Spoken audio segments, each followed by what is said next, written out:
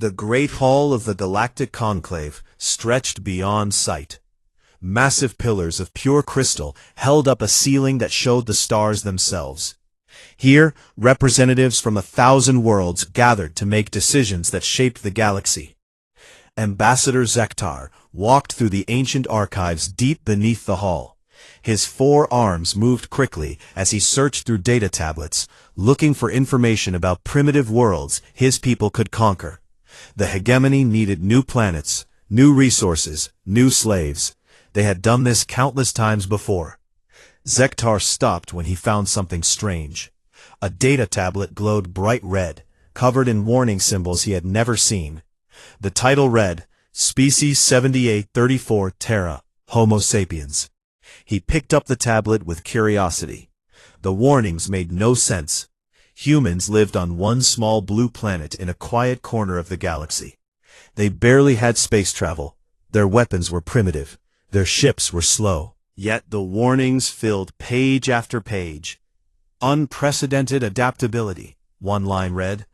Catastrophic potential when threatened, said another. Do not engage under any circumstances, the file concluded in bold letters. Zektar laughed. He had conquered dozens of primitive species. None had been able to stand against the hegemony's mighty fleet. These humans sounded even weaker than most. A deep voice spoke behind him. You should not laugh at those warnings, young one. Zektar turned to see Kethmeron, one of the eldest ones. The ancient being looked like a tall shadow wrapped in starlight. His eyes had seen the rise and fall of entire civilizations. Elder, Zektar said with a small bow, I was just reading about these humans. The warnings seem excessive for such a weak species. Kethmeron's expression grew serious. Weak? You think them weak? He moved closer to the tablet. Let me tell you about the Vorthok Empire. They once ruled 3 star systems. Their ships could crack planets. Their soldiers were bred for war. They thought themselves the strongest force in the galaxy. What happened to them?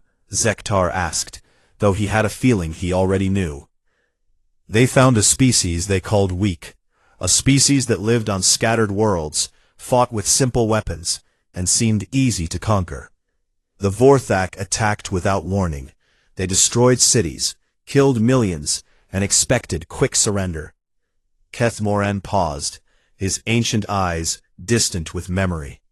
Instead, that species united like nothing the galaxy had ever seen.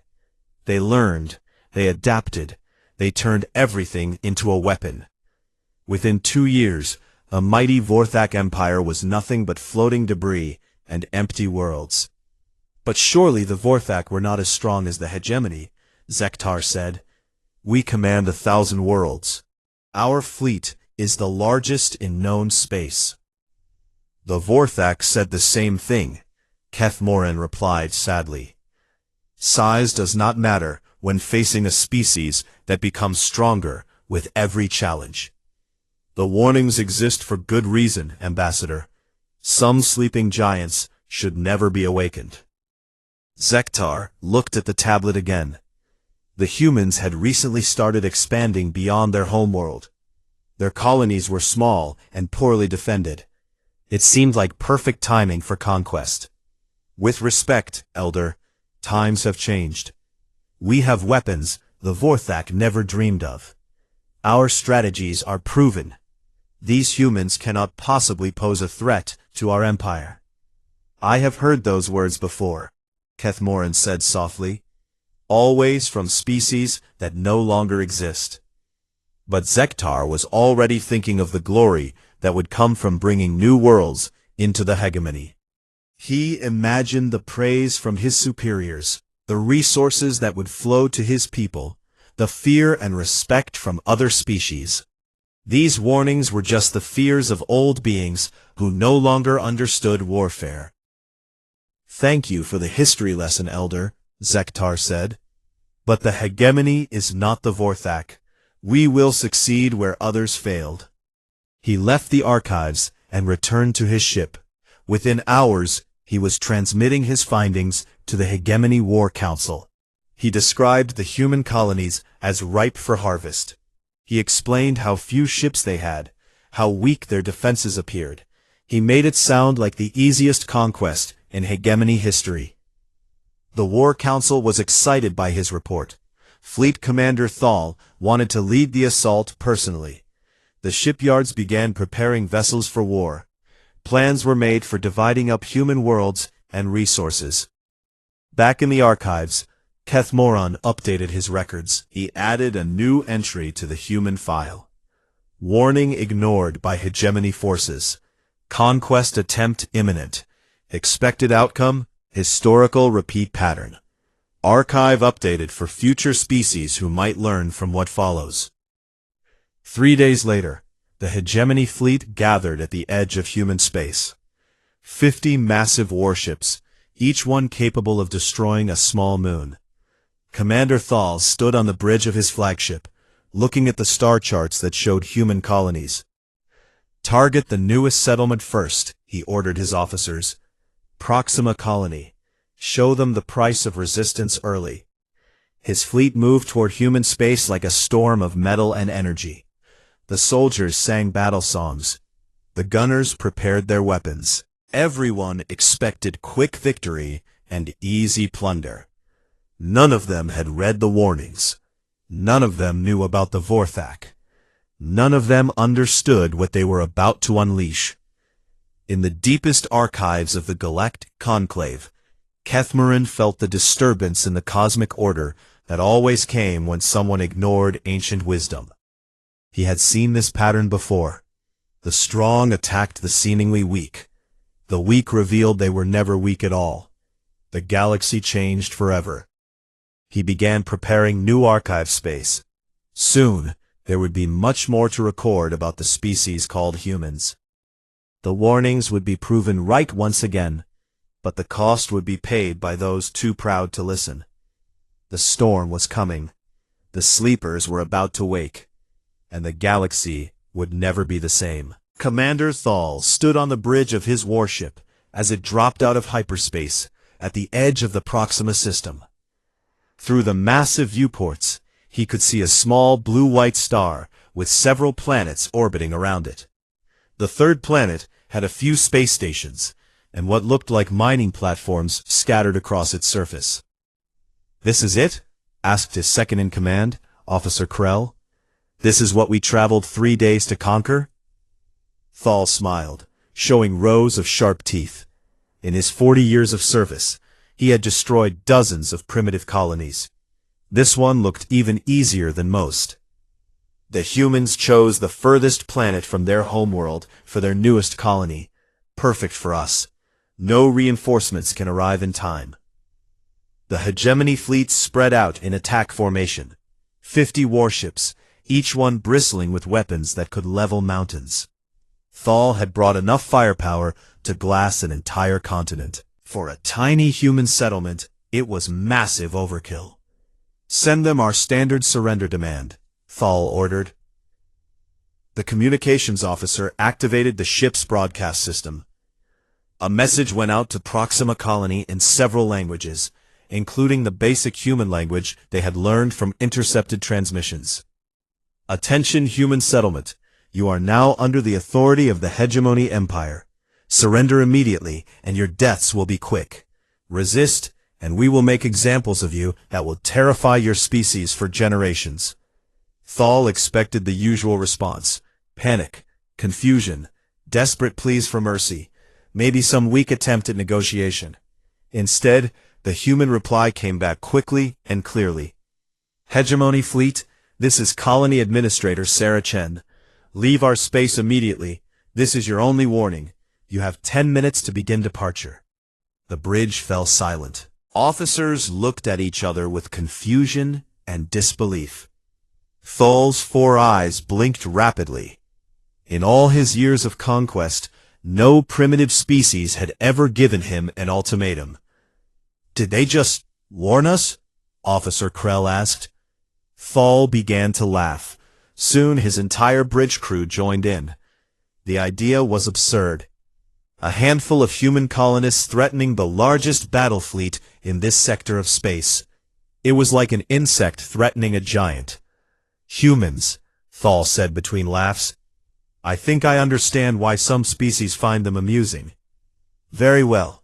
They want to be brave. Let us show them the cost of bravery. He turned to his weapons officer. Target their largest agricultural dome.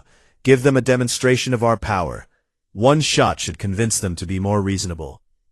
The Hegemony flagship's main gun charged with crackling energy. It fired a beam that could punch through the hull of most warships. The beam struck the human agricultural dome, dead center. The dome exploded in a ball of fire and debris. Thal watched with satisfaction as pieces of metal and glass scattered across the colony's surface. That should teach the humans to know their place. But the response from the colony was not what he expected. Instead of surrender, alarms began sounding across the human settlement. Lights activated on structures that had seemed like simple buildings. Hidden panels slid away to reveal weapons that the hegemony sensors had somehow missed. Sir, the sensor officer called out urgently. The colony is activating defense systems. I'm detecting energy shields, anti-ship missiles, and how is that possible? What? Thal demanded. They're using their mining equipment as weapons. Those fusion drills are being aimed at our ships. The ore processors have been modified to launch projectiles. Even their water recycling systems are channeling power to defensive barriers. Thal watched in amazement as the human colony transformed before his eyes. Every piece of civilian equipment became part of a defense network. Construction robots picked up mining charges and began assembling bombs. Cargo haulers attached improvised armor and weapons to become fighting vehicles. Impressive, Officer Krell admitted, but they still cannot match our firepower. The first human missiles launched toward the hegemony fleet. They were crude compared to military weapons, but they came in massive waves.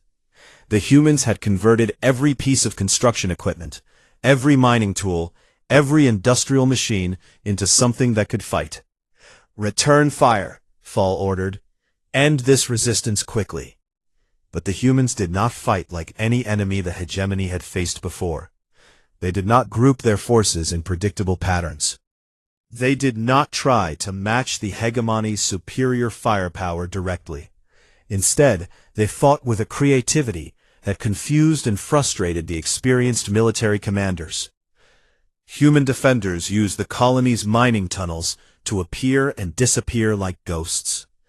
They turned industrial accidents into weapons, causing explosions that damaged hegemony landing ships. They coordinated their attacks with a precision that seemed impossible for a civilian population. The battle lasted 6 hours. The humans never had a chance of winning. They were outnumbered 50-1 and outgunned by weapons designed to destroy planets. But they made the hegemony pay for every meter of ground. When the last human defender fell, Thal looked at his casualty reports with disbelief. He had lost 3 ships completely destroyed and 7 more badly damaged. Thousands of his soldiers were dead or wounded, all to conquer one small colony that should have surrendered without a fight. How? Officer Krell asked quietly. How did they fight so well? Before Thal could answer, another message came from the human settlement. This one was not a surrender. It was a broadcast being sent to every human colony and to Earth itself. The message included detailed recordings of the battle, tactical analysis of hegemony weapons and ships, and something that made Thal's blood run cold. Accurate assessments of hegemony weaknesses that no primitive species should have been able to detect. The message ended with words that would haunt Thal for the rest of his short life. This is Sarah Chen. Final transmission from Proxima Colony. We fought to give our people time to prepare. Use what we learned. Make them pay for what they have done. 3 days later, Earth's response arrived. Not a plea for mercy or an offer of surrender. Instead, the United Human Government sent a single transmission to both the Hegemony Fleet and the Galactic Conclave. You have made a mistake. We offered you peace. You chose war. Now you will learn why the elders warned you to leave us alone. This is not a threat. This is a promise. The transmission included something that shocked every intelligence officer in the Hegemony fleet. Complete technical specifications of their ships, battle formations, and strategic plans. Information that should have been impossible for humans to gather. Thal realized with growing horror that Proxima Colony had not just fought back. They had been studying the Hegemony forces the entire time, learning everything they could before transmitting it to Earth. The humans had sacrificed their own colony to gather intelligence. "Sir," the communications officer reported with a shaking voice, "long-range sensors are detecting massive activity in the Earth system. Ships are leaving orbital facilities we did not know existed. And sir, there are a lot of them." Thal looked at the stars between his position and Earth. Somewhere out there, humanity was preparing for war. But now he understood this would not be the easy conquest he had planned. The humans had shown they would rather die fighting than live under conquest. For the first time in his military career, Commander Thal felt afraid. Dr. Sarah Chen stood in the emergency session of the United Nations Security Council. Around the table sat representatives from every major nation on Earth, their faces grim as they watched the recordings from Proxima Colony. The attack had ended 3 hours ago, but the war was just beginning. "Ladies and gentlemen," Dr. Chen began, "the Proxima colonists died to give us crucial intelligence. They confirmed what our deep space sensors had been telling us. The Hegemony Empire sees us as easy prey." President Martinez of the American Federation leaned forward. "How long before they reach Earth?" "With their current fleet speed, approximately 18 days, Chen replied. "But they will stop at our other colonies first. Mars, Europa Station, the mining facilities around Jupiter. They expect us to surrender after seeing what happened to Proxima." "Will we?" asked Chancellor Webb from the European Alliance. Dr. Chen smiled, but there was no humor in it. "No. We are going to show them why ancient species warned against attacking humans." She activated a holographic display that filled the center of the room. It showed the solar system, but not as the politicians had ever seen it before. Hidden installations appeared around Jupiter's moons. Massive construction yards became visible in the asteroid belt. Defense platforms emerged from what had looked like empty space. "For the past 50 years, we have been preparing," Chen explained. "Not for exploration, but for defense. Every human colony, every space station, every ship was designed with one purpose: to protect Earth and human civilization from exactly this kind of threat." The Brazilian representative stared at the display. "You built all this in secret?" "Not secret," Chen corrected. "Hidden. There is a difference. We knew that somewhere in the galaxy there would be species like the Hegemony, conquerors who saw peace as weakness. So we prepared for the day when peace would no longer be an option." She changed the display to show technical specifications. Ships that looked nothing like the slow cargo vessels other species had observed. Weapons that appeared to be mining equipment, but could punch through military armor. Defense systems disguised as civilian infrastructure. "Every human colony has been building these capabilities," Chen continued. "The Hegemony thinks they destroyed a farming settlement. They actually destroyed one of our forward intelligence posts. Proxima Colony was designed to study any attacking force and transmit everything they learned back to Earth." Prime Minister Singh of the Indian Republic asked the question everyone was thinking: can we actually win against them? Chen was quiet for a moment. "Winning depends on how you define it. Can we destroy their fleet? Probably. Can we invade their territory and conquer their empire? Our objective is to make them understand that attacking humans is too costly to ever attempt again." The display changed to show the Hegemony fleet structure, with detailed analysis of their weapons, shields, and tactical patterns. "The Hegemony fights like every successful military force in history," Chen explained. "They rely on superior numbers and firepower to overwhelm resistance quickly. Their strategy works because most species surrender when faced with impossible odds. But humans don't surrender, President Martinez said quietly. No, Chen agreed. We adapt.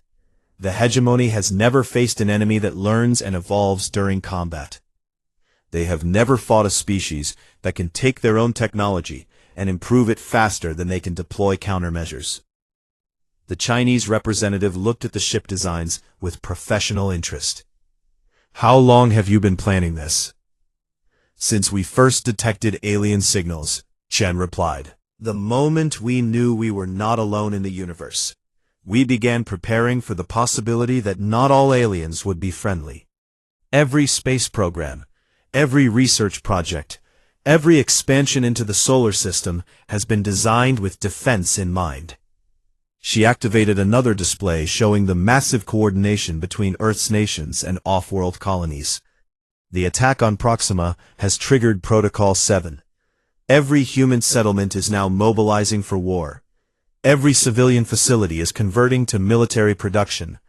Every citizen with relevant skills is being activated for defense duty. What about the other species in the galaxy? Asked the German representative. Will any of them help us? Chen shrugged. Most are probably watching to see what happens. The galaxy operates on the principle that strength is respected and weakness is consumed. If we can prove that humans are not weak, we will earn their respect. If we fail, they will learn from our example and prepare better defenses for themselves.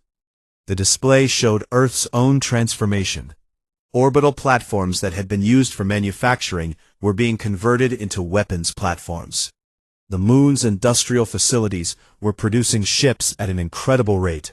Mars had become a fortress world, with every settlement connected by underground tunnels and defensive networks. The hegemony expects us to fight like the species they have conquered before, Chen explained. Desperate last stands, heroic but futile resistance, emotional decisions that lead to quick defeat. How will we fight differently? Chancellor Webb asked. Chen's expression became cold and determined. We will fight like humans. We will be patient when they expect us to be reckless. We will be logical when they expect us to be emotional. We will learn from every encounter and become stronger. Most importantly, we will not fight to survive. We will fight to win. The meeting ended with unanimous approval for humanity's war preparations. As the politicians returned to their nations to oversee mobilization, Chen remained in the command center, watching reports stream in from across human space. Mars colony had completed its transformation into a fortress world in 8 hours. The asteroid belt mining stations were now producing combat ships instead of raw materials. Jupiter's moons had revealed massive industrial complexes that began manufacturing weapons and supplies for the entire human fleet. But the most important change was happening on Earth itself. Humanity was uniting like never before. Old conflicts were set aside. Resources were shared freely. Every human understood that their species faced an existential threat, and every human was ready to do whatever it took to ensure survival. Chen watched the tactical display as the first human ships launched from hidden bases to intercept the hegemony fleet. They were not the slow, weak vessels that other species had observed. They were fast, heavily armed, and designed by a species that had spent generations studying how to fight wars in space. The hegemony was about to learn that humans had never been weak. They had been careful. They had been planning, and now they were ready. The real war was about to begin. 6 months after the attack on Proxima colony, Captain Elena Vasquez stood on the bridge of the UES Prometheus, watching her tactical display with satisfaction. The ship around her hummed with power that would have been impossible just a year ago. Everything from the hull plating to the weapons systems represented technology that no human had possessed before the war began. Captain, her tactical officer reported, the Hegemony patrol fleet is attempting to retreat to hyperspace. Not today, Vasquez replied calmly. Target their hyperspace generators, Fire when ready. The Prometheus launched a volley of missiles that moved faster than anything the hegemony had ever seen. The weapons struck their targets with perfect accuracy, disabling the enemy ships before they could escape. It was a level of precision that amazed even Vasquez's experienced crew. "How is this possible?" asked her science officer, Lieutenant Park. "6 months ago, our best missiles couldn't track targets through basic evasive maneuvers. Now we can hit specific components on moving ships from 1,000 kilometers away." Vasquez smiled. "Because we learn. Every battle teaches us something new. Every captured enemy ship gives us better technology to study and improve. The hegemony keeps using the same tactics they have used for centuries. We change and adapt every day." It was true. In the 6 months since the war began, humanity had advanced at a rate that stunned the galaxy. Human ships that had started the war barely able to match hegemony scouts were now defeating entire battle groups. Human weapons that had begun as modified mining equipment were now more accurate and powerful than military systems designed by species with thousands of years of warfare experience. The secret was not just human engineering ability. While the hegemony relied on proven strategies and established doctrines, humans approached each problem as a puzzle to solve. They combined technologies in ways their creators never intended. They found weaknesses in enemy systems that had been considered perfect. They turned every disadvantage into an opportunity to learn something new. Lieutenant Park was looking at his sensor readings with confusion. "Captain, I'm detecting 17 different alien technology signatures in our own ship systems. How are we integrating so many different designs?" "Because humans are really good at finding common principles," Vasquez explained. "Hegemony energy shields work differently than crystalline collective barriers, but both use similar concepts of field manipulation. We took the best aspects of each design and created something better than either original." This was happening throughout human space. Every alien technology that humanity encountered was studied, understood, and improved. Human scientists did not just copy what they found. They asked questions like, "Why does this work?" and "How can we make it work better?" Then they shared their discoveries with every other human research team in real time. The result was exponential advancement. Improvements made on Mars were transmitted to ships near Jupiter within hours. Innovations discovered during battles were integrated into new ship designs before the battles were even over. Humanity was evolving as a technological species at a rate that defied galactic understanding. But the most impressive changes were not in technology. They were in cooperation. Species that had fought the hegemony for decades began switching sides, not out of fear of human weapons, but out of admiration for human organization. The silicon-based miners of Tau Ceti had endured centuries of hegemony exploitation. When human negotiators offered them better working conditions, advanced mining equipment, and equal partnership in resource extraction, they joined the human alliance within days. The hegemony had never even considered that their slave species might have valuable knowledge to contribute. The aquatic intelligence of Europa 7 had been forced to provide navigational data for hegemony fleets. Human diplomats approached them as equals, asking for cooperation instead of demanding submission. In exchange for their help, humans offered to share water purification technology and defensive systems to protect aquatic worlds. The agreement was signed faster than hegemony officials could react. "Captain," the communications officer announced, "we're receiving a transmission from Admiral Martinez at Earth Command." The Admiral's face appeared on the main screen. Behind him, Vasquez could see the war room that had become the nerve center of humanity's military operations.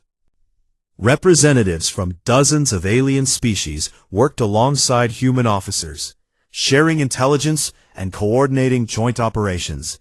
"Elena," Admiral Martinez said, "I need you to take the Prometheus to Hegemony Prime. It's time to end this war." Vasquez felt a chill of excitement. Hegemony Prime was the homeworld of the empire that had started this conflict. It was defended by the largest military forces in known space. Attacking it would be the ultimate test of everything humanity had learned. "What's the tactical situation?" she asked. "We have allies from 47 different species ready to participate in the assault," Martinez replied. "Former hegemony slave species, neutral powers that have decided to support us, and even some hegemony member species that have realized their government led them into an unwinnable war." The display showed a massive fleet gathering near Earth. Ships from dozens of different species, all coordinated by human tactical systems. Crystalline collective computing ships providing real-time battle analysis. Hive mind vessels offering collective strategic thinking. Machine consciousness units contributing logical warfare algorithms. "How did we manage to unite so many different species?" Vasquez asked. "By treating them as partners instead of subjects," Martinez answered. "The hegemony ruled through fear and domination. We cooperate through mutual benefit and respect. Most species in the galaxy are tired of being bullied by empires. When we offered them a chance to help build something better, they responded enthusiastically." Vasquez studied the fleet composition with professional interest. Each species contributed their strengths, while human coordination made sure all those strengths worked together effectively. It was a new model for how different species could cooperate in space. "What are we offering the hegemony leadership?" she asked. Admiral Martinez's expression became serious. "The same terms they offered us. Surrender immediately, and their punishment will be reasonable. Continue fighting, and face the consequences of their choices." But Vasquez knew the real message being sent to Hegemony Prime was different. Humanity was demonstrating that the galaxy did not have to accept conquest and domination as normal. There was another way. Species could work together as equals. Conflicts could be resolved through cooperation instead of war. The massive Allied fleet began moving toward hegemony space. It was not just a military force. It was proof that the warnings about humans had been incomplete. The elders had warned that humans were dangerous when threatened, but they had not mentioned that humans could inspire other species to become something better than they had been. As the fleet entered hyperspace, Vasquez looked at her crew. Humans working alongside representatives from a dozen different species, all united by the idea that cooperation was stronger than conquest. The hegemony had awakened something they never expected.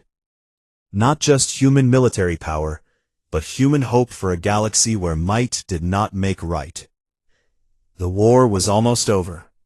The real work of building a better galaxy was just beginning. Dr. Sarah Chen stood in what had once been the Hegemony War Council chamber. The massive room had been built to intimidate visitors with its dark walls and threatening symbols.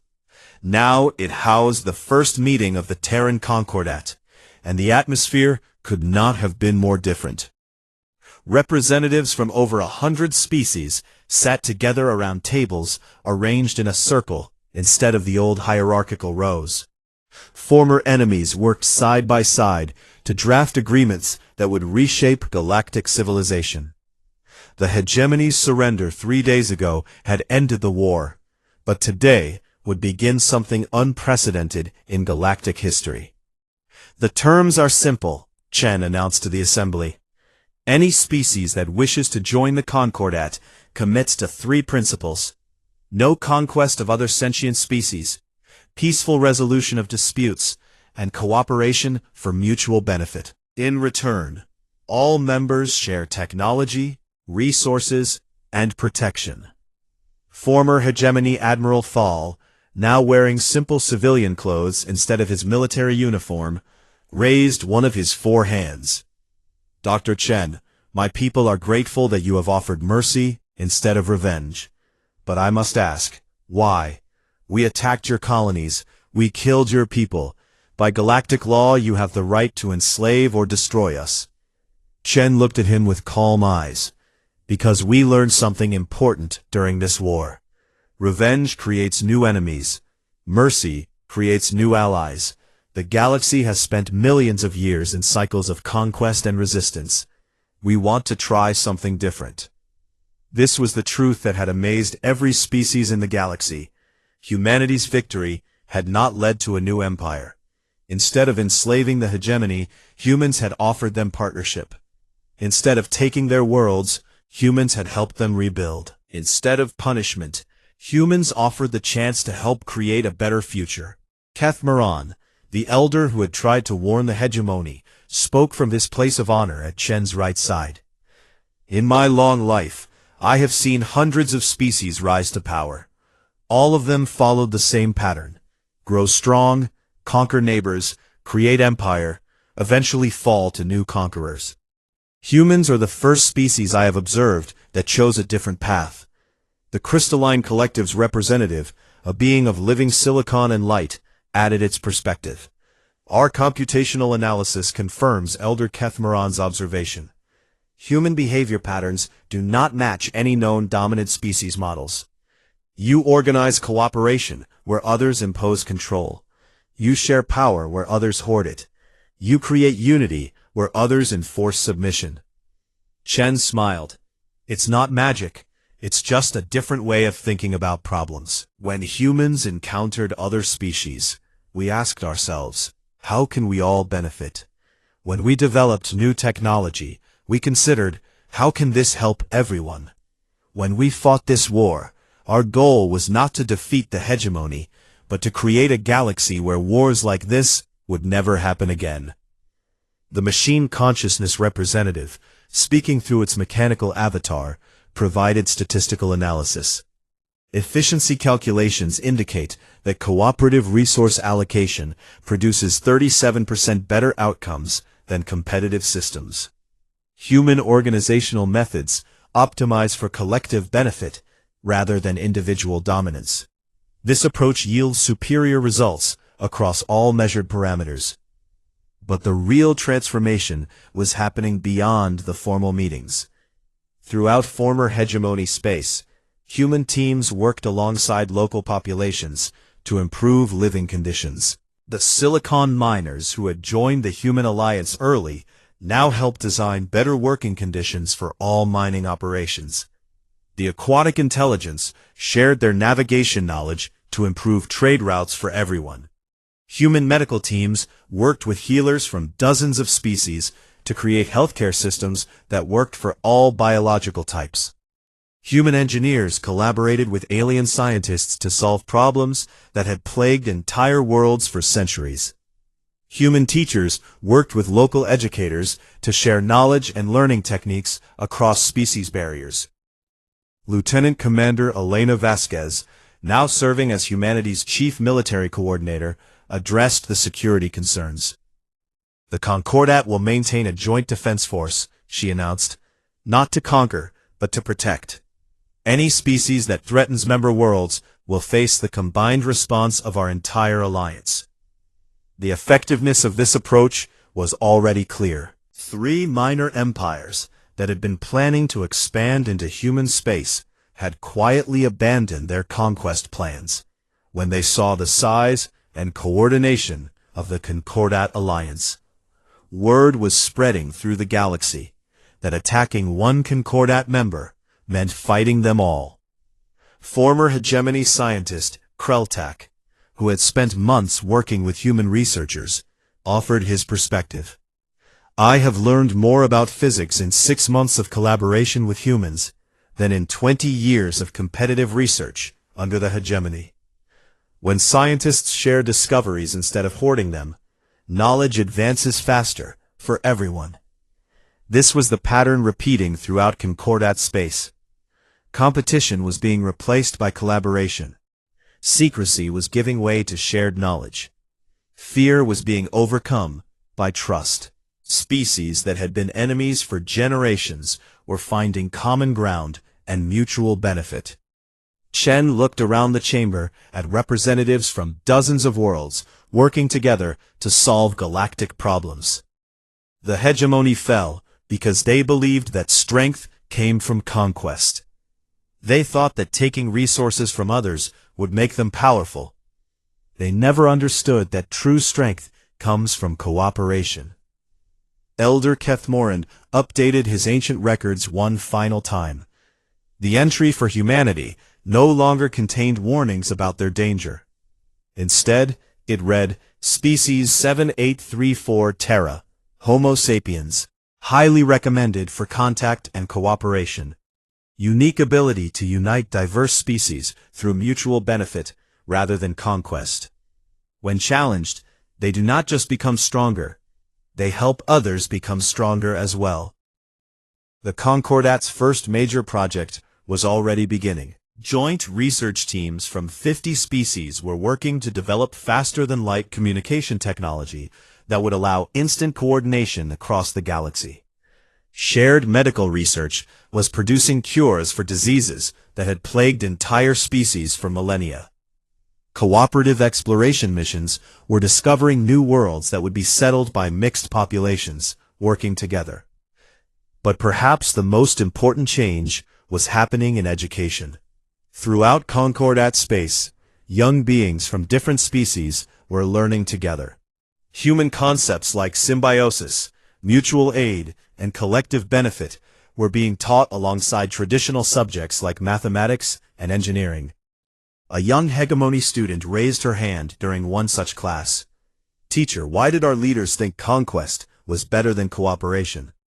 The human teacher, working alongside educators from 6 other species, smiled gently.